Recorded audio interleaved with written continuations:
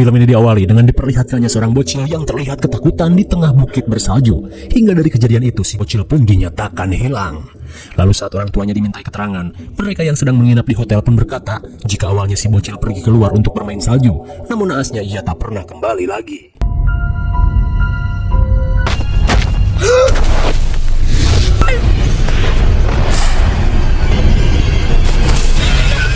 Lantas apakah yang sebenarnya terjadi pada si bocil? Sabar, karena film pun baru dimulai. Singkat cerita, Shin memperlihatkan cuplikan berita orang-orang hilang dari para peseluncur salju, di mana para wisatawan biasanya menghabiskan liburan musim dingin di pegunungan Norwegia. Namun semua itu terasa ganjil, karena orang yang hilang di TKP sudah mencapai angka 110 orang sejak tahun 70-an. Dan mereka semua tak pernah ditemukan sampai saat ini. Tapi sebagian orang pun menduga, jika kejadian itu diakibatkan oleh cuaca ABG yang labil dan cenderung mendadak ekstrim.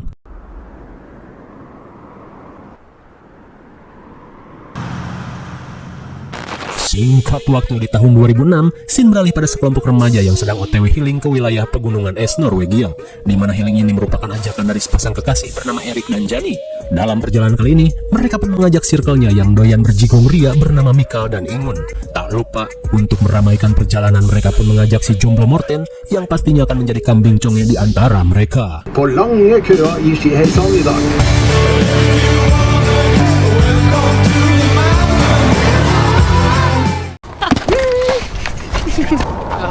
Setibanya di lokasi, sudah kuduga mereka berencana melakukan seluncur es. Dirasa semua orang sudah siap, mereka pun bergegas melakukan pendakian.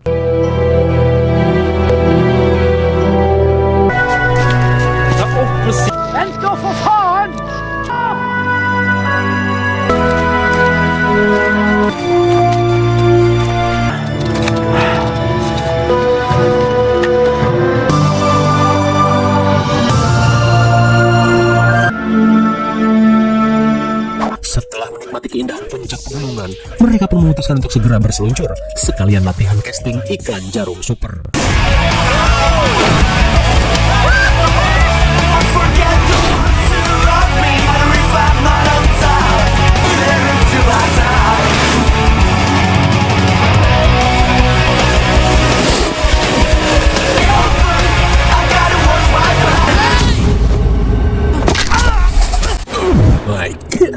Sontak mereka pun panik saat melihat si jomblo Morten mengalami kecelakaan.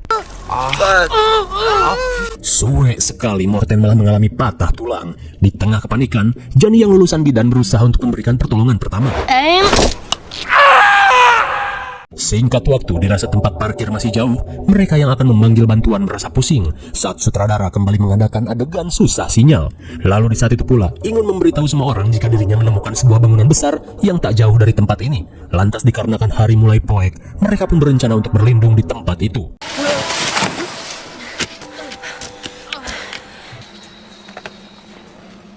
Setibanya di bangunan yang terlihat seperti bekas hotel, mereka pun menduga jika bangunan ini sudah lama terbengkalai, apalagi lantai bawah yang sudah terkubur tumpukan salju.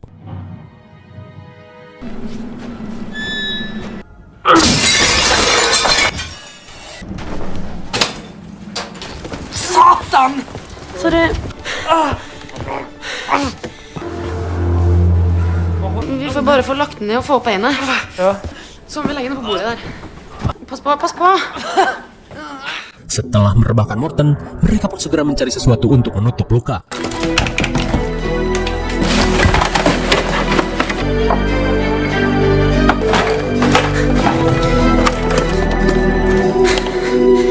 Lantas, Jani pun berniat mengelem luka Morten dengan lem Korea. Mendengar hal itu, Morten pun berkata, "Yang bener aja." Satan!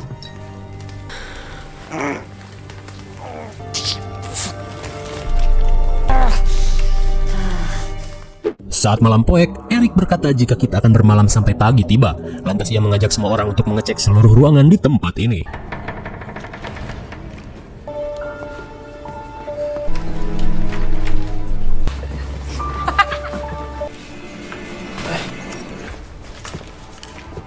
Di tengah penelusuran, mereka yang menemukan bekas kampak mulai merasa ngeri, takutnya ada sosok Kopen.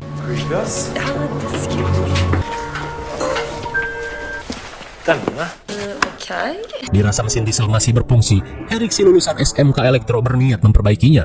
Sementara di sisi lain, Jani dan Morten sedang mengobrol. Lalu tiba-tiba Ska checka.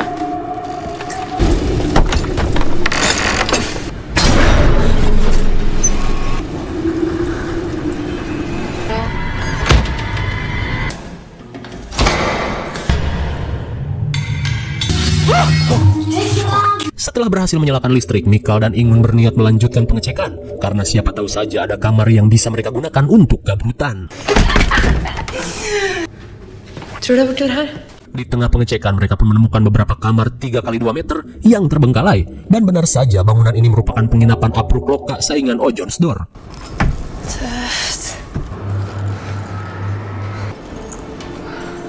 Di salah satu kamar, mereka pun heran saat melihat bekas kebakaran. Namun saat melihat bercak darah di kaca jendela, Ingun merasa jika kamar ini baru saja ditempati oleh seseorang. Lalu tiba-tiba,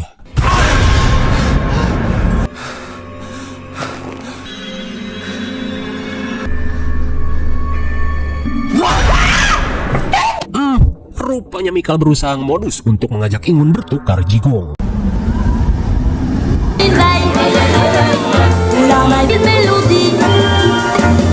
Pink Heaven. Hjärtligt tack. Di tengah meriahnya pesta, Jani berkata jika ia telah menemukan sebuah foto keluarga yang terlihat jadul. Mereka pun menduga jika keluarga tersebut pernah tinggal di hotel ini. Dan kelihatannya, foto ini diambil sekitar tahun 70-an. Singkat waktu, saat malam semakin larut, mereka pun memutuskan untuk tidur. Namun seolah memiliki kesempatan, Mikal yang mempunyai kunci salah satu kamar langsung mengajak Ingun bermaksiat. Oui, monsieur Mikael. Melihat kamar yang sudah ditata romance, Mikal langsung mengajak Ingun bermaksiat. Sementara itu, Morten si kambing conge hanya bisa menelan ludah saat melihat Erik dan Jani melakukan hal yang sama. Vi väntar lite med den. Väntar en avgång, okej? Dirasa cacingnya mendapat penolakan, Mikal yang kecewa merasa pundung dan pergi meninggalkan Ingun. Begitupun dengan Ingun yang merasa dirinya belum siap untuk menanggung dosa.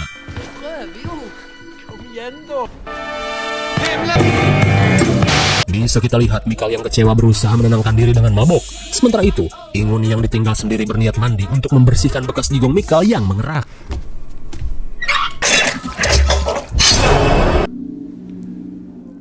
Dirasa ada seseorang yang mengintainya, Ingun yang panik memutuskan untuk kembali pada teman-temannya.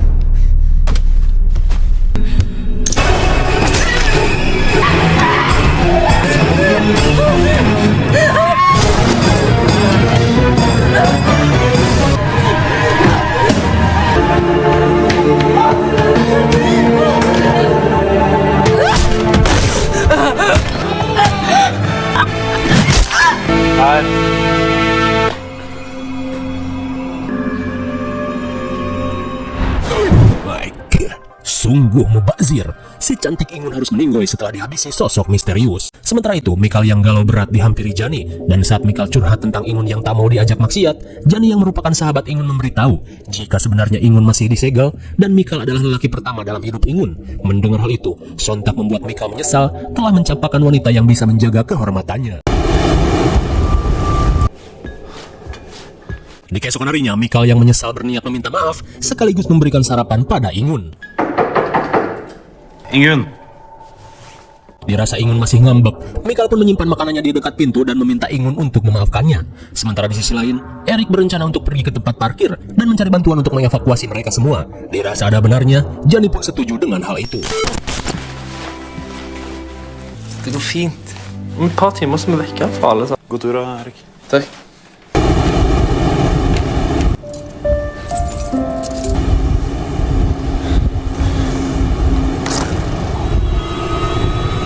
Namun baru saja beranjak, sontak Erik pun heran saat melihat jejak kaki dan tetesan darah.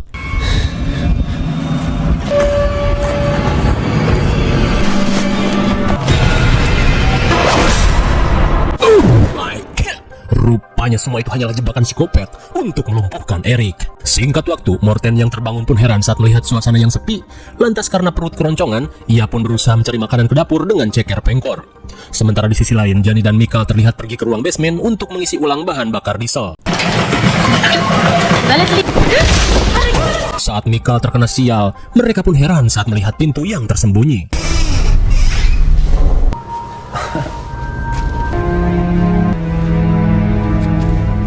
Keheranan pun semakin menjadi saat melihat lemari yang dipenuhi dengan peralatan seluncur. Noen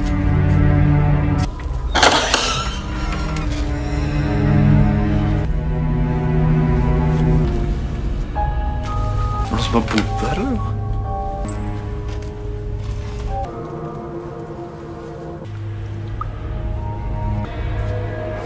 Melihat ruangan yang seperti masih baru digunakan, mereka pun mulai merasa was-was. Apalagi saat Johnny menemukan selebaran koran dengan berita hilangnya seorang bocil di scene awal tadi. Tak cuma itu, mereka pun semakin panik saat menemukan informasi jika hotel ini sudah ditutup 30 tahun lalu. Mendengar hal itu, sontak Michael bertanya-tanya, siapa orang yang telah menyimpan barang-barang tadi? Karena sangat aneh barang-barang tadi masih terlihat baru.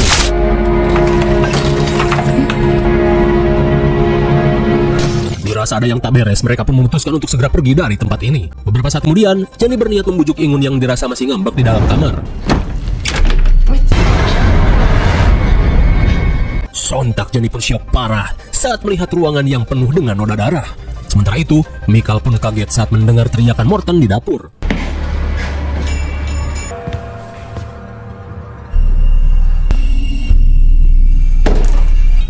Hjelp meg opp, da. Dikira mengalami kecelakaan, rupanya Morten terjatuh saat berusaha mengambil makanan. Hingga di tengah rasa lega, tiba-tiba saja Johnny datang dengan panik dan mengajak mereka melihat kamar Ingun.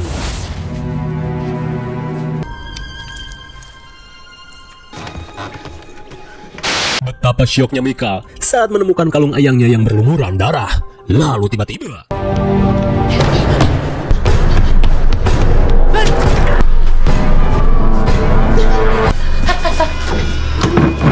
di tengah persembunyian, sontak Morten pun heran dengan apa yang sebenarnya terjadi. Lantas Johnny menduga, jika apalagi kalau bukan psikopat yang tinggal di bangunan ini. Lantas Johnny meminta semua orang untuk menunggu di tempat ini sampai Eric yang mencari bantuan kembali.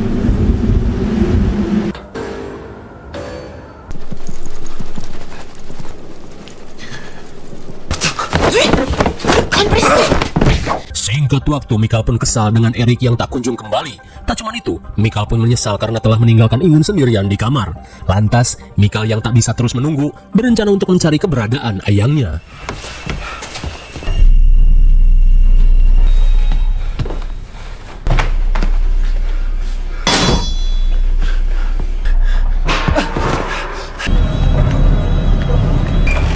Ingun? Di tengah rasa frustasi, Michael yang ceroboh malah membuat suara gaduh. Lantas, ia pun mencari ke dalam gudang makanan.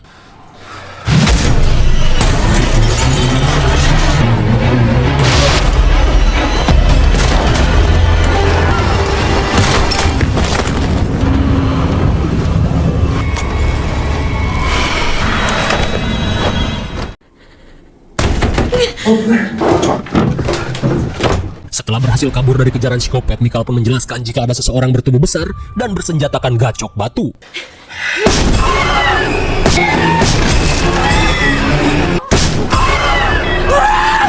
Dirasa tak ada gunanya berdiam diri, Michael berniat untuk kabur lewat jendela untuk mencari senjata ke gudang. Meskipun berbahaya, namun sudah skenario dari sutradara.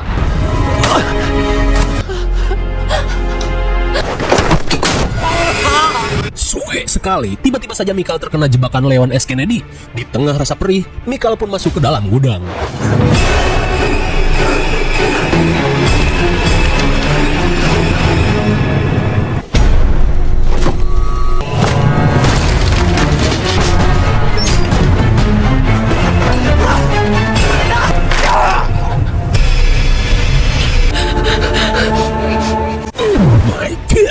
Sontak mereka pun syok parah saat menyaksikan Mika yang terkena fatality.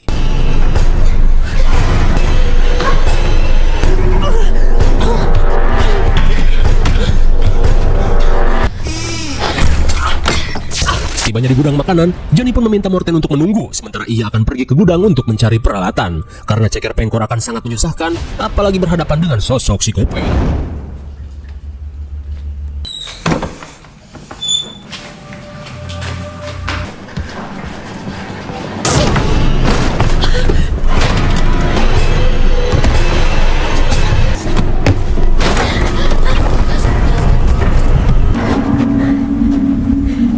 Sesampainya di gudang, Johnny pun terlihat senang saat menemukan peralatan seluncur dan juga kereta salju untuk menggusur Morten. Tak cuma itu, Johnny pun seakan tak percaya saat menemukan sepucuk bedil somplak.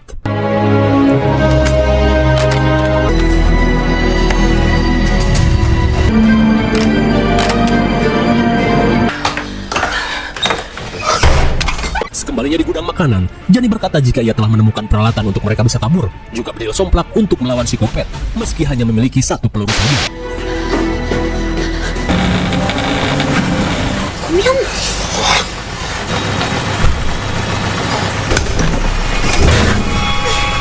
Kemudian, Johnny berniat menjadi acacin dengan mematikan genset.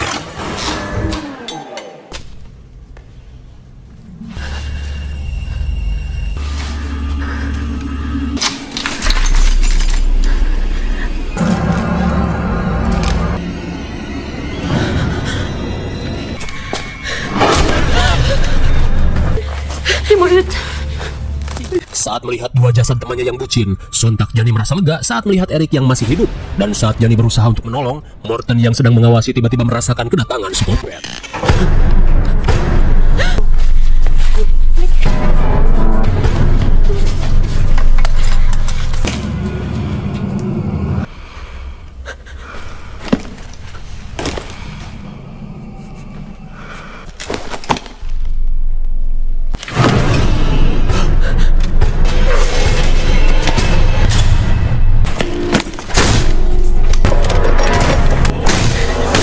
Setelah mengurung psikopat, Morton pun mengajak Johnny untuk segera kabur. Namun Johnny yang mengetahui Eric masih hidup tak bisa meninggalkannya begitu saja. Mendengar hal itu, Morton pun bingung harus melakukan apa. Lantas, Johnny harus ambil resiko dengan akan menghabisi psikopat dengan bedil somplak yang digunakan untuk mengganjal pintu.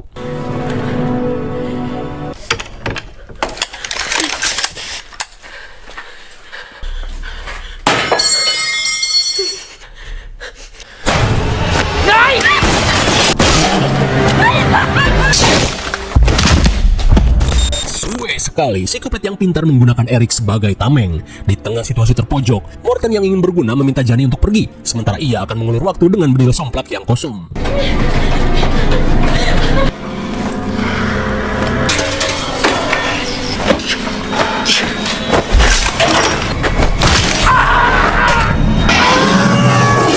Malang sekali, Morton pun akhirnya modar dengan mudah. Di saat itu pula, Johnny berusaha mengencangkan otot kaki dengan ngabret si Edian-Ediannya.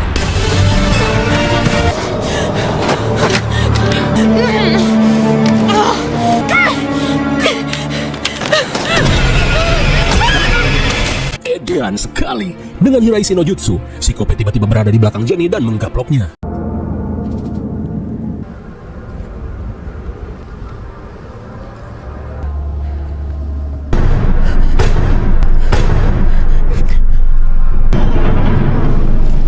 Di keesokan harinya, Johnny yang tersadar panik saat dirinya sedang diseret ke suatu tempat.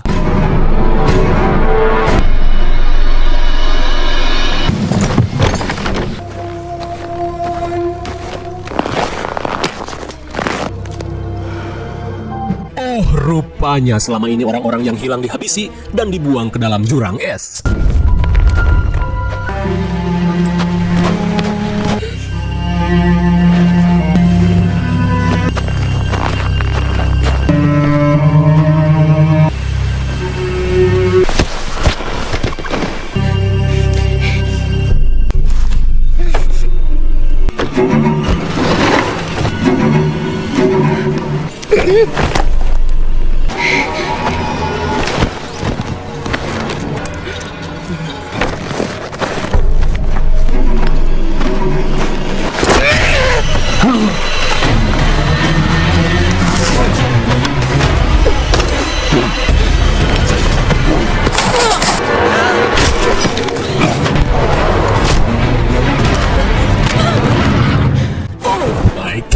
Dilihat dari tanda di matanya, rupanya sosok ini adalah si bocil yang hilang 30 tahun lalu.